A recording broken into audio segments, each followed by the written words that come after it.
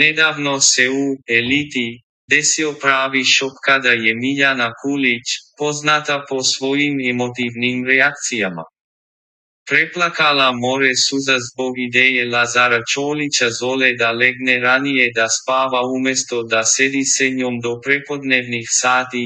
Međutim, tu nije bio kraj. Naime, nakon ovog emotivnog izliva, Kulićeva se nije smirila, već je odlučila da preduzme nešto neočekivano.